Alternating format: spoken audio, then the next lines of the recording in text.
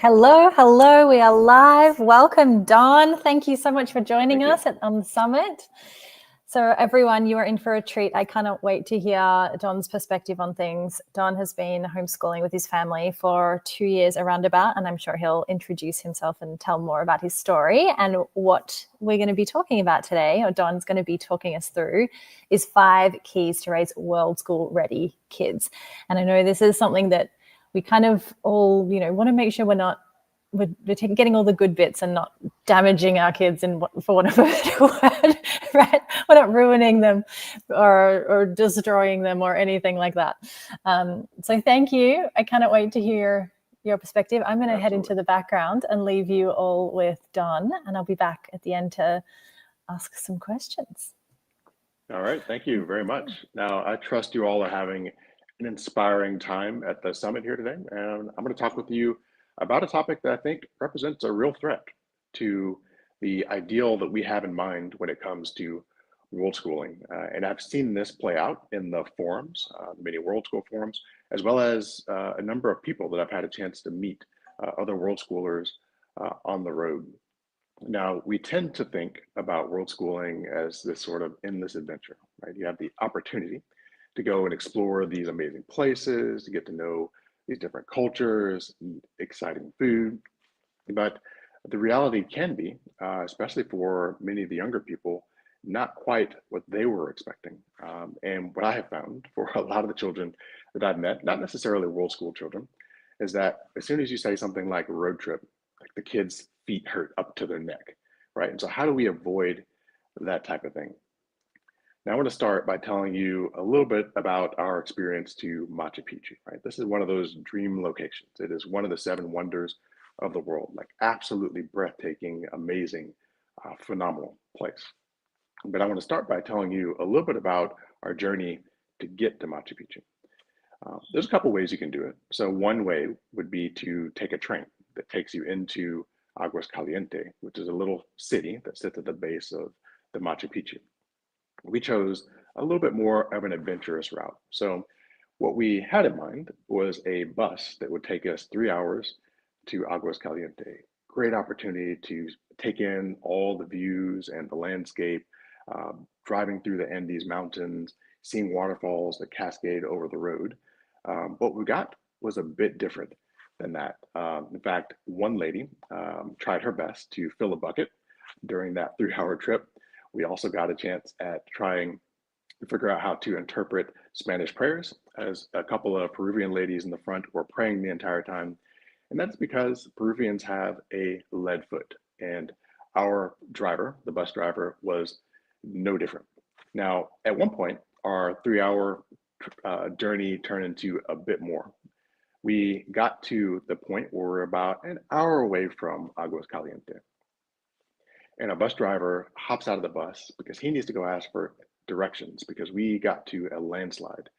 No way to go past this. And so as he hops out of the bus, he does not put the parking brake on. And there we are heading backwards, heading down a crevasse, I don't know, thousands of feet. No guardrail, no nothing. Thankfully, the person that was sitting in the front seat spoke a little bit of English. And so as we're yelling up to the front, parking brake, parking brake, parking brake, he's able to put that on for us. The bus driver hopped back in, no worse for the wear. I was really concerned that he almost sent us off to our death, and continues on. Now we have a couple of hours more of a detour through just some hairpin turns. A lot more stories I could add to it for there. But needless to say, we finally get to Machu Picchu, kind of drop off point. And the idea is that we're supposed to now hike for 4 hours through the jungle. And we had not really had a chance to eat lunch because of the driving, which is a bit crazy. And so we're sitting down and we're grabbing a very late lunch, or we're watching all the other people on the bus set off on this path. So we kind of choked that down, and I'm like, all right, guys, it is several hours later than we were expecting. I do not want to be in the jungle, particularly in an area that we know is not very well marked at night. And so we're going to hightail it. And we did. We turned a 4-hour trip into about a 3-hour trip. Now, as we were approaching Aguas Caliente, we got to a point where there was some heavy construction going on.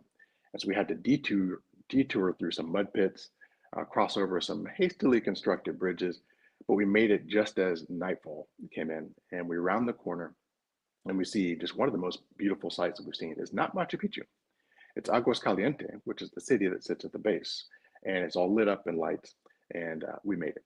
There's a lot more I could tell you about this story, maybe if it comes up in the Q&A. But we get there, and the next day, we have a chance to go into Machu Picchu, and it was just this amazing experience. Some of the details that we left out were things like the fact that it rained on us the whole day before, and so we're a bit wet. We couldn't really dry anything off because the hotel we're at was along this raging river, and kind of rainforest, and so super moist. But the faces you see on this picture represent our experience. We absolutely loved it, had an amazing time, and I'll tell you that the adventure, while very harrowing and required a lot of physical activity and stamina, was made it just that much better. I mean, it was just an absolutely wonderful trip. But that's something that we've learned as we tend to go around the world. We've been traveling now full time for 2 years, since late 2022. And we found that some of the most amazing things are that way because they're somewhat untouched, right? And as you go to try to make your way to these things, you'll find that there can be a bit of a challenge, right? Take this place in Kuala Lumpur, Malaysia. Amazing, beautiful gold statue. But behind it are these really steep and long rainbow stairs, right? And so you got to take the stairs to see the thing, right? And so one of the things that really stood out to us as we have been traveling is that some of the preparation that we did since the kids were really early was critically important. They have and have always had a very super active lifestyle. This is a picture just outside of our home in Texas, where we're from. And pretty much every day, my wife took our kids out on a 2-hour trek around the neighborhood, a chance to go to the park. And you can see that they're out there being physical, being active every day, even before they have the ability to really walk all that well. And I think that's critical because some of the most amazing things that you have the opportunity to see out there on this Worldschool lifestyle are going to require some amount of grit, some amount of stamina to be able to make them through. And what you don't want is to start this Worldschool journey with the idea that you're going to be starting a new chapter in your life, pulling out a new book, doing something brand new. You like it to be a little bit smoother, more like turning a page on a book that you've already been reading. This is a picture of my kids enjoying a gigantic bowl of ramen soup in Japan. Now, what you don't see, because we ate a lot of the noodles on the top, was this heaping pile of green onions that was on there as well. So this thing is huge, right? And if you've been to Japan, you know that many of these little shops have a little sign out in the front that says, eat very quickly, don't talk, and basically just go. And so this required a different level of grit and stamina because this bowl of soup was like piping hot, right? And so if you're going to eat quickly, like you got to be able to throw this stuff down, which we watch a lot of Japanese men do. They came in this huge bowl and they slurped it up in like 2 minutes flat. And then you can't see it in the picture, but we're like sweating. Like we're trying to get this thing down. It is a ridiculously large bowl of soup, super tasty. The other thing here is that, we don't really have to thread the needle and try to find the one place that everybody's happy with. There's 5 of us. Our kids have a super wide palate. Like they eat and enjoy just about everything, which, coming back to the idea of seeing great things, enjoying the culture, enjoying the food, like you want to be able to enjoy the food, right? So that's something that we enjoy. Or, like when we were on a cruise to Ha Long Bay on the east coast of Vietnam, absolutely phenomenal, amazing place. They brought out something like 12 courses of food to the point where we told them, guys, like you got to stop bringing food. Like we can no longer eat any of it. We invited the wait staff to come sit down with us and eat some of the food there with us. But this is jellyfish, right? And so we got to try something that we had never tried before. It's not squishy like you might imagine. It's more like a pickle, like kind of crunchy on the outside. And they also pickled it. So in some ways familiar, but in a lot of ways very exotic. And we got to try so many different things while we have been traveling. But if you are in any way squeamish or unexcited about trying new things, it makes it really hard and it makes it really difficult to enjoy some of the delicacies around the world. But not really an accident that our kids have such a wide palate. we knew that we were heading towards this lifestyle. And so from the very beginning, like we did with the physical activity, we have built a wide palette with our kids. And you might ask, how do you do that? We never had a policy that you have to eat stuff that you don't like. But instead, what we did is we took a principle that I think is really important. The more that you try things, the more that you can begin to develop a taste for them. And so our policy was you don't have to swallow it, but you do have to put it in your mouth, like chew it a little bit. You don't like it, go spit it out. And eat some of the other things on your plate. But the more that they did that, the more they're able to get over things like not liking tomatoes or fish or things like that, to the point now where they can enjoy everything around the world and just be excited about the fruits and the vegetables and the different preparation that's out there, the different textures. So we have absolutely loved that. Now, moving on from the idea of grit to our fourth one, and I need to motivate this with a bit of a story as well.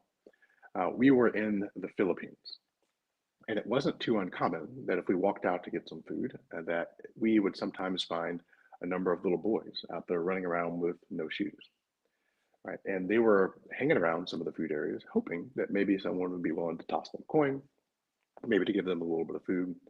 And so what we would often do is we would just invite them to come in and eat a meal with us. Now, we had to kind of negotiate around some of the security guards because they tended to shoo them off. And we just tell them, no, they're with us. They're going to eat with us. Or some of the wait staff that would shoot them like dirty looks. Like, no, we're going to let them pick what they want to eat, and they're going to sit down and eat with us. Now, the boys themselves were actually kind of skittish. Like, there's a language barrier. We don't speak Tagalog, which is the language in the Philippines. But, you can express a lot with hand gestures, with good intentions. And so they'd pick out what they want to eat, and we'd invite them to come sit with us. They'd want to bolt. Like, they're like, no, put it in the box and I'll go. Like, no, come sit with us. Like, enjoy a nice, peaceful time with your meal. And they would tend to eat, about half of it to a point where they're no longer hungry, and then they are ready to go. And so we'd get a bag for them or something like that. This boy here in the middle, he threw his food in a bag, and then he had another bag, and he dumped a soda out in the bag. We're like, no, like don't waste it. Like, you could drink that. But what we didn't realize is that he was pouring that into a bag so that he could enjoy it later. Like, he tied it up, and he could just pop a hole in it. This is what he gestured to us. He could drink it that way. We're like, oh, okay, good. We'd love for you to be able to enjoy that at a later time. His plan was to take the bottle to the wait staff. And so there's this boy that is in this situation that he doesn't have a lot to show for himself. He's got a number of other boys he's running around with, maybe for protection, for a little bit of camaraderie. But he's being thoughtful about taking this bottle to the wait staff so it can be recycled. And, this to us really stood out and represented the character of many of these boys. Super thankful.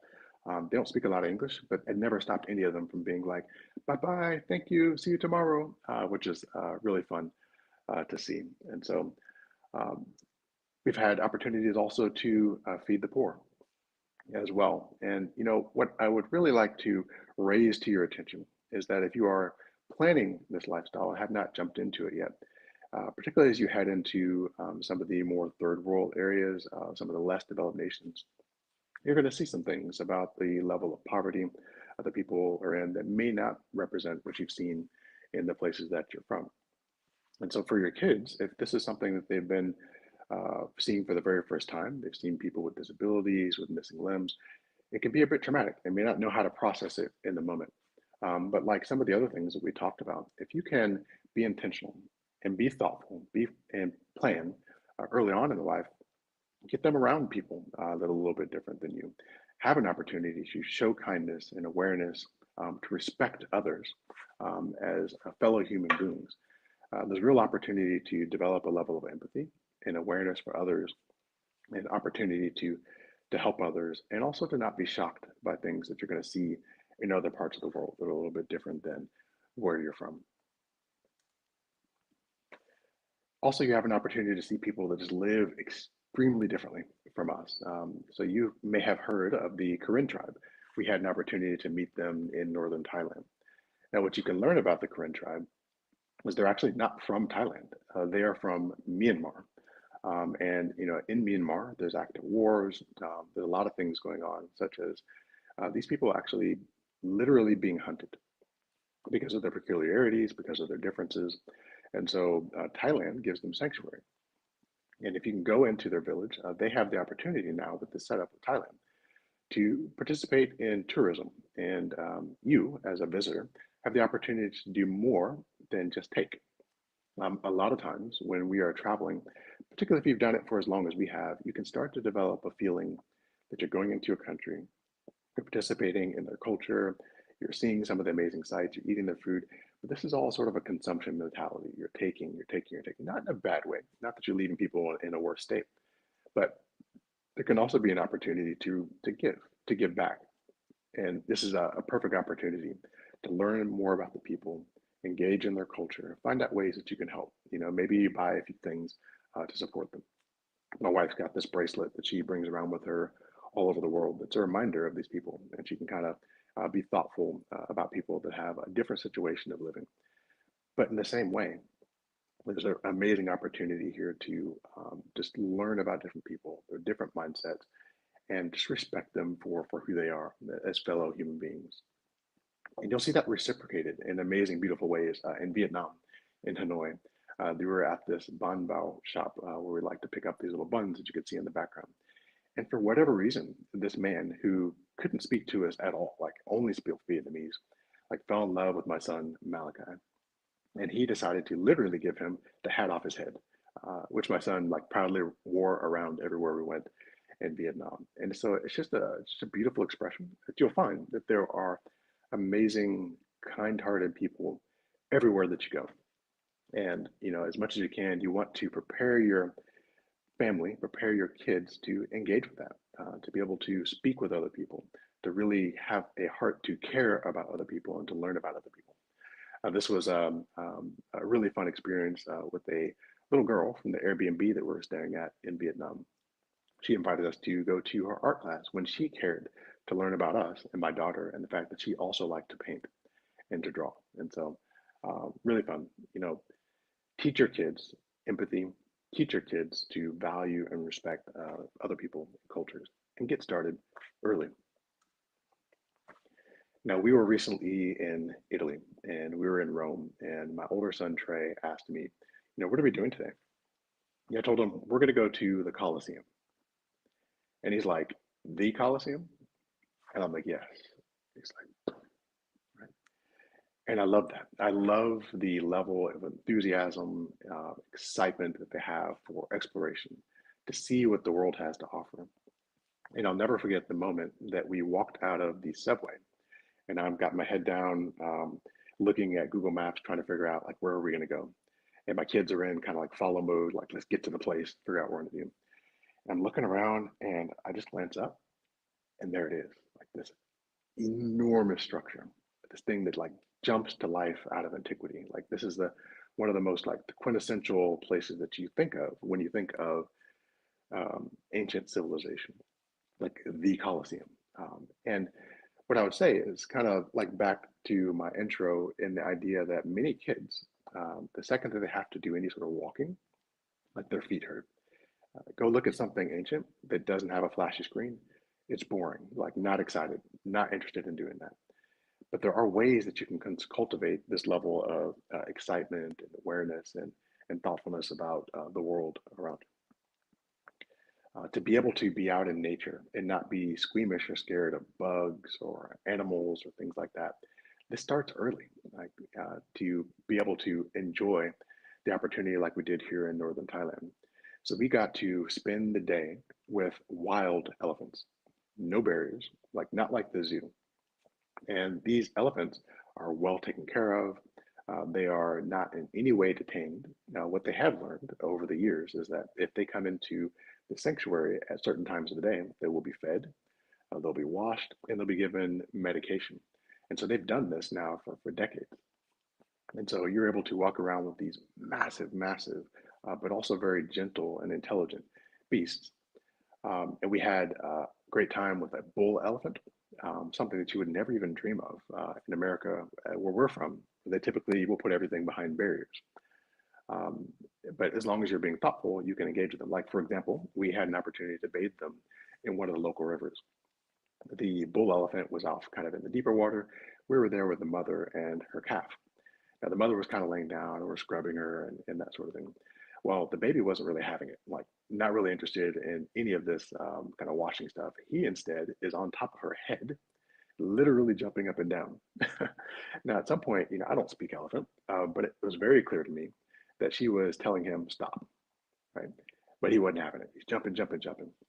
And then at one point, she's like, I'm done. She hops up out of the water like super fast. And you should have seen the people bowling out of her way, right? She's enormous, not as big as the bull, but huge. And she comes trumping out of the water, and everybody's like scattering to the sides. But just an amazing experience. My kids absolutely love it. They love the wildlife, love being outdoors, and just this idea and this willingness to engage in nature. It comes from being thoughtful, being proactive, and sharing our own individual curiosity as parents and excitement for learning. And that's something that you absolutely want to nurture very early on. You can't do that with screens, and you can't do that with TV, right? And you can do that by engaging their senses outdoors. You can do that by engaging them in reading. For instance, over the last couple of years, I pulled up an app that we use to get free access to library while we're on the road. Like we don't want to carry around books because we're avid readers and we can't afford the carry-on fees. Like that'd be crazy. But we pulled up in Libby. We've actually read nearly 2,000 books over the last 2 years. And that's not us trying to tell them that they should be readers. That's us demonstrating our love for reading and allowing them to find genres and things that they are interested in. We were able to partake of that very actively as a family. Now, when we were in Peru, we went into a place called the Sacred Valley in the Andes Mountains. We found this beautiful little city called Rumbamba that's just like nestled between mountain ranges that are high enough that you've got fog coming in. And we were in a hotel that was at the base of a mountain that carries a glacier up at the top. Absolutely beautiful place, nice cool breeze. And as we're kind of getting checked in, my younger son Malachi was like, "Hey, can I stay outside and just kind of look around?" So we're carrying bags in and that sort of thing. Yep, yep, go ahead, do that. Later on, we're getting acquainted with the kitchen and that sort of thing. He comes running in. He's like, "Dad, I found some lemons." We're like, "Okay, cool. Don't eat anything until we're able to verify that it is what you think it is." And he's like, "I found some mint. I found some peaches." And he's like finding all these herbs and fresh fruits and things like that. We're like, "All right, again, don't eat until we can verify." We did later. We spoke to some of the ladies that were helping out at the hostel that we're at. She's like, "Oh yeah, that's not mint, but it is sort of a local, very similar variety. You can definitely eat and enjoy that." And so we figured out all these things that we're able to enjoy. The coolest thing to us is that we spoke to some of the people that have been there a little bit longer than us, and they're like, "All right, hop in your car, drive 10 minutes up the mountain, and what you're going to find is a fresh trout fishery. And the trout are fed by fresh water that comes down from the glacier through these aqueducts that they use to channel throughout the mountain and do things like irrigate their crops, wash clothes, but it also flows through continuously through this trout fishery. Go pick up some trout and you can come back." Now, my son had also spent the day building a fire because he had in his mind, we're going to grill something, right? We didn't tell him that. This was something that he wanted to do. But we're like, "All right, we got all these fresh herbs and things that you picked. We're going to go pick up some fresh trout." I do a thing anywhere we travel because we love food to kind of throw my wife off and keep her on the top of her game when it comes to cooking. So we're there and the guy is skinning the fish for us. And he's like, "Do you want this?" And my Spanish isn't great. I'm like, "Want what?" Looking at it. And I get a little closer look and I'm like, "Oh, that's roe. It's fish eggs. These two huge columns of fish eggs." I have no idea what to do with fish eggs. And I know my wife hasn't done anything with fish eggs. At least she hasn't since we've been married for the last 18 years. But I enjoy the experience of giving her a challenge. And she always comes up with something amazing for us to eat. And sometimes you have to improvise, like you're in Airbnbs and things, they don't have all the right utensils. And so it's like a double challenge. So I bring this fish home and I've got a bit of a twinkle in my eye as I look at her. And she's like looking through the bag and she's like, "What's this?" It's like, "I don't know. It's some fish eggs. I'm sure you're going to make something amazing." But we're able to bring all this together, right? My wife's ability to improvise and make amazing food, my son's excitement and love for building fires, for gathering, foraging around, and we built this beautiful meal that we're able to invite other people to enjoy with us, right? And this comes from an excitement and willingness to engage with other people and other travelers. We tend to run away from the tourist areas.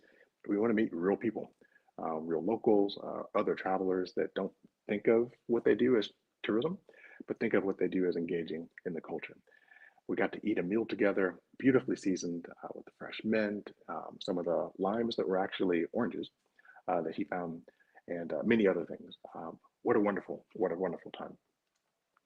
But even more, we're able to connect some of the things that Malachi loves. Like he loves going out foraging and finding different things.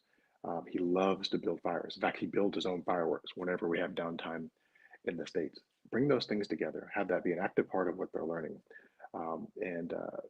In places like Sicily, when we went to the Valley of the Temples, we had um, an opportunity to eat some cactus fruit. Because Malachi's like, I want to go grab a cactus fruit. We're like, no, Malachi, you're going to get your hand stuck with a bunch of thorns. He's like, no, no, no, no, no, I'll be fine. I found one that doesn't have a whole lot of cactus spines on it. Well, he didn't. He got his hand stung up. But after we pulled out all the spines, we were able to enjoy this beautiful cactus fruit, like super sweet, kind of tangy, something that you definitely don't have an opportunity to enjoy on a regular basis. But he also found these nuts, and we're like, that looks really familiar. I had no idea what it was.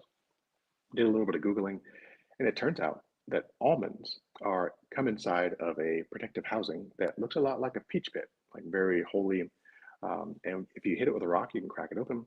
And so there we were on this ancient site, looking at Roman architecture, beautifully preserved grounds in the south east portion of Sicily, eating almonds from these myriads of trees out on this ancient site. And what a memory that we have, and what an opportunity we have to connect again, a thing that he loves, with a sense of adventure, and do all these things together. And this is one of the things that we absolutely love about Worldschool.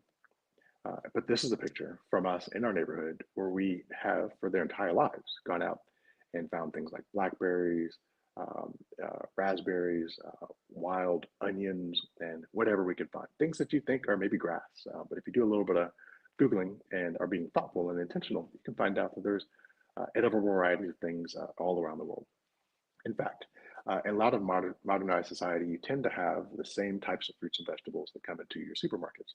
The exact same carrots, the exact same handful of apples, and you see them everywhere.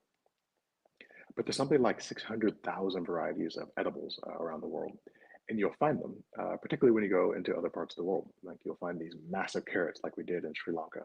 They're all gnarled and crazy looking. And just so many different varieties of things. And you start to find that a lot of these things sort of feel like a mashup of different flavors. So again, pay attention to your kids. They're individual, they have their individual interests. Find ways to nurture those things, build a level of excitement and adventure into what you're doing, and then plan to carry that forward into your world schooling lifestyle. I am always running around everywhere we go with my camera looking for moments like these. I was so excited to capture it. And there's so many more that we've had a chance to capture.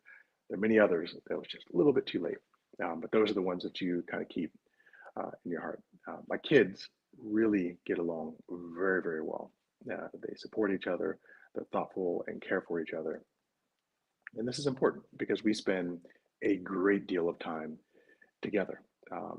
It feels a little bit, in a good way, like the pandemic when we're all at home. There are kind of two reactions to it. One, you can do kind of what our culture advises us to do, but be upset about the fact that we have to be together. Like, I don't like this. I don't want to be together. Or you can do what we do, and we try to be very intentional and have been since the very beginning about being family first. You can take what the culture does about things like vacations. Like, you should go on a vacation. You deserve one. You man cave, men time, women's time, parents time, leave your kids at home. In fact, there was a lot of pull when we decided we were going to go on a Caribbean cruise about people to say, hey, we'll take your kids, we'll watch them, you guys go enjoy time. No, like we're family first. We want family time. We try to do that in all cases. We're very, very rarely separated, not just when we're world schooling, but even back at home. And so this is a picture of us on a Caribbean cruise. And even while we're on the Caribbean cruise, there's an opportunity to go drop your kids off. In fact, there's another funny story there that I'll tell you in a second. But even on this formal night, when there were no other kids, there are kids, little tuxedos, enjoying this amazing time. Like, they got to try escargot and other amazing things as kiddos. because we love being with our family. We nurture that time. It doesn't mean it's always perfect, but we do our absolute best to build a level of empathy and awareness and thoughtfulness among each other because we're going to be together for a lot of time. Now, on this cruise, we got to see an example of kind of what the culture gives you. We thought, okay, so we're here on this cruise. Sometimes they have really cool activities for the kids. And so while we were not at all inclined to drop our kids off at daycare, we thought, let's go check it out. Because if they have really amazing things for the kids, like we should let them experience that. We're standing in line for the daycare, and there's a lady in front of me just on her phone, just texting, going away. And her son inches away from her and goes over and starts pulling the hand sanitizer, fills up his hand, and he starts eating it, right? And I know this is not good for him. So I'm like, ma'am, your son is eating hand sanitizer. She kind of glanced over at him, kept going. I'm like, ma'am, your son is eating hand sanitizer. He's got his handful of stuff. So she kind of grunted and he came back over and made him wipe it off. Well, she got to texting a little bit more and he inched away again and he fills up his hand again. And it's pretty clear to me at this point, like she does not care. But it became even more apparent that when she got to the front, the guy was like, okay, we're going to be checking your kid in, that sort of thing. She's like, what's the latest time that I can come pick him up? He's kind of taken aback and he's like, 2 a.m. She's like, all right. So she's turning around, about to walk up. He's like, hold on, lady. I've got a pager here that we can use to page you if anything happens with him and we need you to come back. And she's like, yeah, I won't be needing that. Right. And so this selfish, individualistic, parents time only type of mindset is not going to breed the level of closeness that you're planning later on in life. And so our idea had been, we're going to be living this lifestyle. This is something that we're going to be doing. We're going to be close. Let's be close always. Let's nurture this type of enjoyment of being around each other. In fact, a lot of times we will find ourselves in an Airbnb or a place that's a little bit bigger. We've got 2 or 3 rooms. And in those cases, the 3 kids could split up because they've got a couple of beds in one room and a bed in another. And most of the time, they're like, hey, can we take this bed and bring it into the other room? Because the one kid that would be in the other room feels isolated, like doesn't have the opportunity to tell stories and joke in the middle of the night. Like, absolutely, we'll move it over. But we enjoy being around each other. And that's how family should be. There are also times that are tough. And so this is a picture of a guy in Indonesia who was actively engaged with scamming us. We were really excited about the opportunities to go to Komodo Island and see the Komodo dragons, like these amazing relics, which feel like they're coming from ancient times. To swim with manta rays, to go to this beach, which is the only beach in the world where you can stand on top of the mountain on this island and look down and simultaneously see a black beach, a white beach, and a peak sand beach, a place called Patter Island, and much, much more. I'm super excited about taking a cruise for multiple days around these opportunities. Well, I had booked something online, and shortly after doing that, I started getting text messages from one of the people there, and it became pretty clear that they were trying to scam us. They're like, "Oh, you booked and you have 5 people. We thought you were only 3 people. There's a limitation on the booking site, and so you're going to have to pay 7 times more than you did in order to move forward with this cruise." And I'm like, "No, no, we're not doing that. There's plenty of other cruises at the same price point." And so we booked another one. After a couple of days, there was nothing. But still, with this experience, our awareness is a little bit raised. And so we went into Indonesia. We tend to buy one-way tickets everywhere we go. So we have flexibility to do what we want to do. Stay longer if we want to stay longer, move around if we decide to move. And so now we're going to fly over to this other island where we're going to have an opportunity to hop onto this cruise. And I'm telling my wife, Jen, I'm like, this could be a scam. So let's watch out for this. Well, the second we walk out of the airport and we see this guy here in the picture holding the sign for us, we're like, okay, he's got this face on it. My wife's like, he doesn't look very friendly. I was like, yeah, it's probably going to be a scam. Okay. So we hop in the taxi with him, head over to his office. And before we even got in the taxi, he's already starting, right? He's like, oh, how did you pay for this? Are you on this app? Okay, the money doesn't arrive to us. And I'm like, yeah, that's fine. I know there's a 2-week delay before you receive your money. Not my problem. I paid. Here's my receipt. It shows that I paid. So we get to his office and he's like continuing down this path, right? The money doesn't come. You maybe need to pay now, with cash. And then his boss calls him. Like, I'm not having it. His boss calls him And the story changes. He didn't realize that he was supposed to be running a different scam. The scam he was supposed to be running was there was an error on the website, and you booked it for X number of people, but it doesn't show up, and therefore you need to pay 7 times, which is very familiar to us from the other scam. And so it got a bit heated, and eventually I was like, look, we're not paying any extra money. Now, these people are preying on the idea that people are coming there to go on a cruise, right? And so they have no accommodation booked. Also, they have received a ride from the airport to this office, and so they have no transportation. There's also not a lot of internet and connection to be had, and so you are sitting duck when you get in that situation. And so they're going to coerce people into paying more. Well, I don't like being manipulated, and so I wasn't having it. I told them I'm not paying anything, and so we left. And so the second we walk out, my kids go into, was that a scam? And they're like, yeah. And they're like, okay, well, what can we do to help? Like, we need to find a new place. And so rather than having a meltdown about things not going their way, they're trying to think about, how can we make this better? How can we fix this?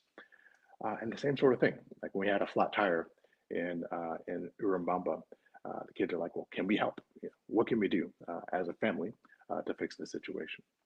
Right? And so this idea, this willingness to support and lift each other up, like literally comes from early on in their lives when Malachi, my youngest, was too small to hold his head up from a picture, right? And so even simple things like, can you guys squish him in so we're able to take a picture, right? This physical act, this idea of lifting each other up is something that should carry forward into all of our relations as family. We help each other out. We're together, closeness, right? It's something that can be nurtured and should be nurtured in order to be ready for this lifestyle.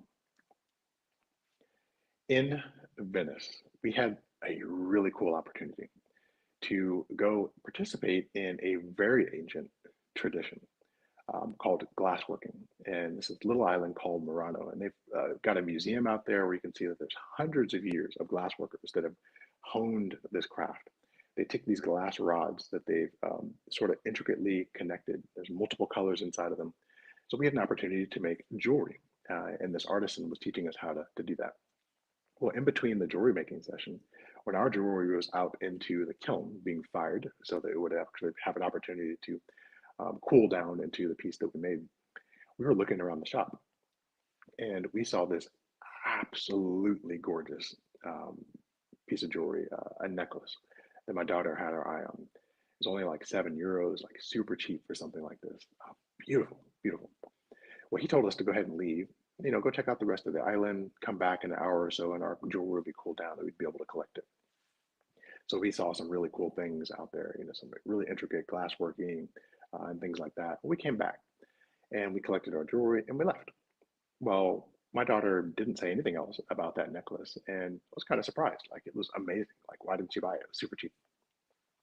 And she told me, if I'm going to be an Airbnb host, which is something that she has in her plans for her future, she's like, I would do much better by taking that money and investing it because of the time value of money. And it could do way more for me than it could do around my neck. Like it's just stuff. It's not something that I need. Beautiful, but I don't need it. And I thought, just what a very mature and beautiful expression and understanding of how we can better interact with the world that we live in. Because our culture is very much focused on consumption. Like, how do we get more things? How do we become more than we are? And that reality is reflected by her investment account. So this is a snapshot of her mutual fund investments. My kids cornered me. I mean, like literally cornered me when we got to Vietnam. Now, we had been talking for a number of years as they were growing up that we are going to be living a travel lifestyle, full-time travel, which we've done now for 2 years. But it was talk for a lot of them. We had very peculiar ways of managing our money because we think there's a couple of ways that you can do that. You can spend, you can save, you can give. When you are spending, you can no longer save. When you're giving, you can no longer spend. But those things have disproportionate effectiveness in your life. You buy something that you can have for now. If you save, you can maybe buy something bigger. If you give, you have an opportunity to really impact someone's life in a way that's disproportionate to them because of their situation. And so we've ingrained these things, we modeled these things for them throughout our lives. But now they've seen what this can turn into. So now I'm fully retired, have the opportunity to travel in perpetuity without ever having to work again. And so they're like, how do we do that? It's like, okay, well, I will help you invest only if I can teach you how to invest, to understand the strategy behind it. And once you learn those things and you can replay them back to me, and I feel like you solidly understand the risks involved, how some of these things work, I will help you invest.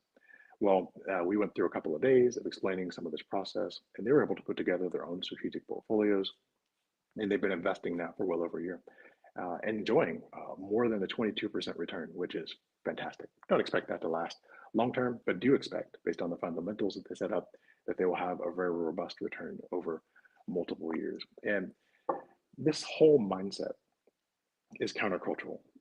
This idea of valuing doing and experiences, delayed gratification, lack of consumption, valuing doing more than having is something that I think fits very well into the lifestyle of full-time travel, very well into world schooling, and being able to find enjoyment in things that you're doing, super important to develop early on. Now, the thing to keep in mind with all these things is that, yes, we started very early because we had forethought into what we're doing. It's not that you have to do these things at a very young age in order for them to be effective, but if you agree with the principles, it is important that you start to work them into your life so that you're able to help nurture and shape their character from the point that you're at. This is a picture of them at Bensock Waterfalls, which is this beautiful, one of the largest, most beautiful cascading sets of waterfalls in the world. It's on the border of Vietnam and China. So great example of them being able to be out and enjoy this waterfall and not feel like my feet hurt and I don't have anything that I want to look at. Or in Puerto Rico, we traipsed through this crazy thick jungle for like 2 hours at a place called Survival Beach. It was nothing but us and these gigantic hermit crabs to get to these completely isolated beach, like not a soul on the beach but us. And for them to be content, and not only content, but excited about an opportunity that they came up for themselves to try to figure out how they could break open this coconut with nothing but driftwood. And exciting for me to be there at the moment that they got the thing open, and my daughter's taking her very first sip of the coconut milk. Just a fun experience. Again, there's nothing there but a coconut and wood and sand, right? To be able to find enjoyment and contentment there is not an accident. It's something that can be developed over time. To find the joy in simple things. It's not about during birthdays buying every possible thing you could think of. In fact, we tended to pay our kids commissions based off of uh, chores that they did around the house. So we didn't buy them things, they bought themselves things. We bought and participated in enjoying experiences. And so it's just a different take about being able to enjoy those things. Now, those are my 5 keys to raising world school ready kids. I do hope that you got some value out of this discussion, and the idea of developing a level of grit, resilience, adventure, closeness, and enjoyment we've found to be absolutely key in enjoying our world school adventures with a level of grace that is more than we've seen for some of the people that hadn't really quite spent the time to develop those character traits. And that's all I've got for you. I do appreciate your time.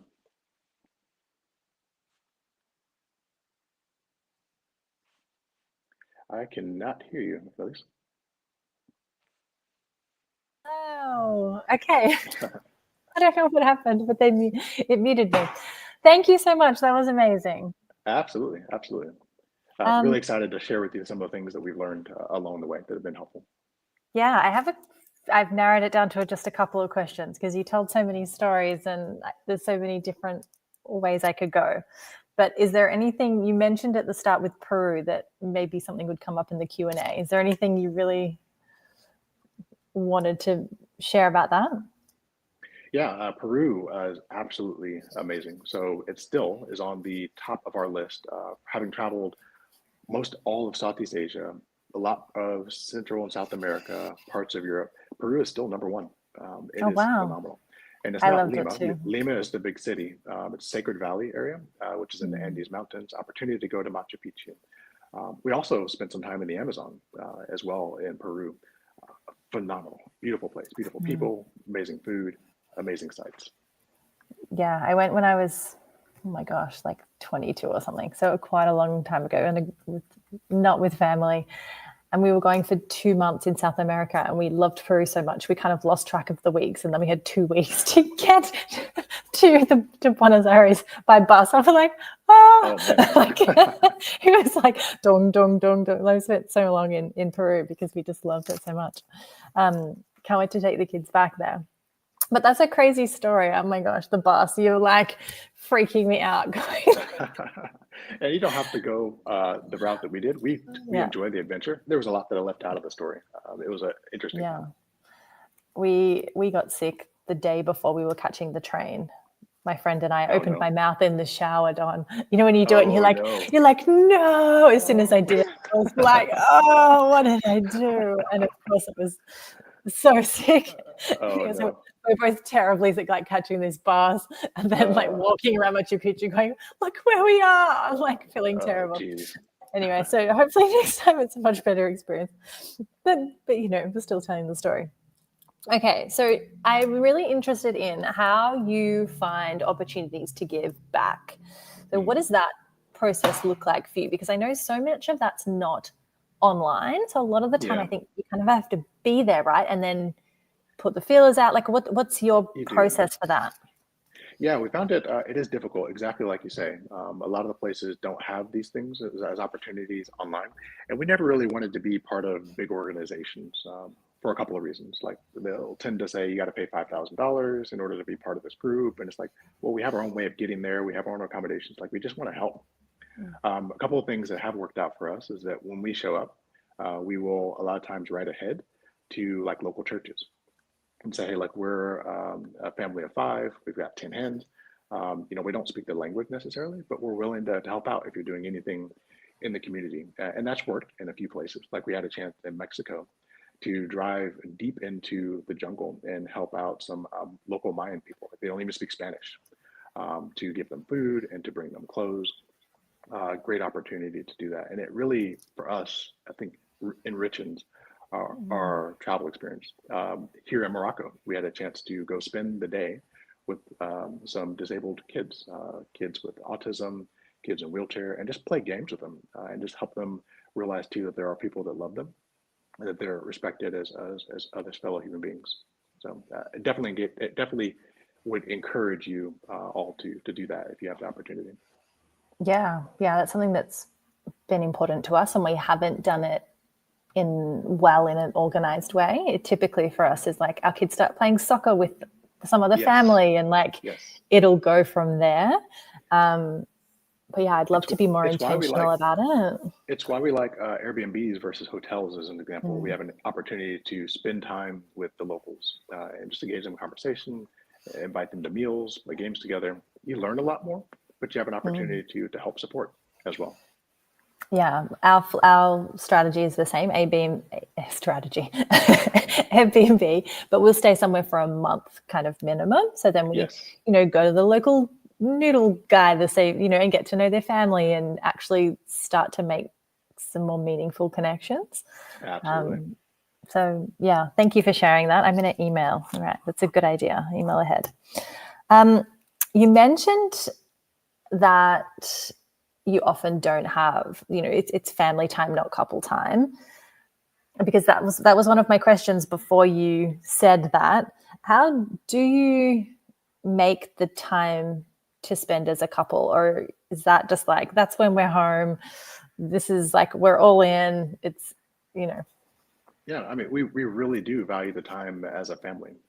There are times, of course, when you're with a family that you want individual time or a little bit of couple time. What we'll find is, a lot of times that'll be in the evening. So it's time for the kids to go to bed. We maybe stay up and watch a movie together or do a little bit of planning together. That's a lot of it. So, and that'll be our couple time. And we're very happy with that arrangement. Yeah. I think our mistake in the last place we stayed at was we didn't have a lounge room. So we had to go to bed when the kids did. So it was a whole month of like, there's all 6 of us in one room. And I got home, I'm like, oh my gosh. Like, that was like too much parenting for too long with no break, except for like a walk on the beach. Yeah, very intense. I needed the alone time. All right, tell me about the one-way ticket thing, because my understanding was lots of places you need a way out before they'll let you in. So Yeah. So our approach on that has evolved. So, obviously the best is when we go in and you don't have that requirement. So you do always need to check the country's requirements because you can be refused. Usually that will happen at the ticket gate in the exit country. It'll say, do you show me your exit ticket? And they'll say, no, we can't let you on this until you buy a ticket. And then you're forced into an awkward situation of buying probably a very expensive last minute ticket because you don't have the time to look. And so if you're aware of that, you can plan ahead. In Peru, as an example, we did have to buy an exit ticket. And so we did that, but that left us in a really awkward situation because we had planned to go to Brazil, but then we decided we didn't want to. And so we ate that money. You can sometimes, even if you buy economy tickets, as an example, change it so that you can preserve and reuse that money later, but it's not ideal. Now, what we have found is that you can buy one-way tickets. And if you're in a situation where the airline that you're going to be taking has given you your actual ticket in advance, so you have a ticket that you can walk through security with, don't take this to the bank. But we have found is that because the check is usually with the ticket counter, there's going to be no check. Like the immigration officer has never asked me anything more than when do you plan to leave? And we have felt comfortable not buying a exit ticket when they give us the advance ticket. But we have as a backup, there's a number of sites that you can use to buy a ticket and then cancel it for just the booking fee. So maybe you pay $20 and you can cancel it on the fly and not have to fly. So that's a backup option. Okay. Do you want to tell me what that site is, Don? Do you know? Do you remember? I didn't remember them off the top of my head. That's the reason I didn't mention it. But that's okay. If there's a way for me to chat or anything like that, I'd be happy to try to. Yeah, sure. Or you can message me on Facebook. I'd be happy to share. Perfect, because I like that as well. Like one way in, or just like in and out of one place and having lots of time in between. Absolutely. But I've realized that more and more it's like, oh, hang on, I kind of need to be a little bit more planned. All right. Talk to me about the money investing side of things. Yeah. What age do you start talking to your kids about that, or what age did you start teaching your kids and actually getting them involved in that? My kids have the give, the save, and the share, like the jars, but it's sitting in a jar. They just started this year, so absolutely.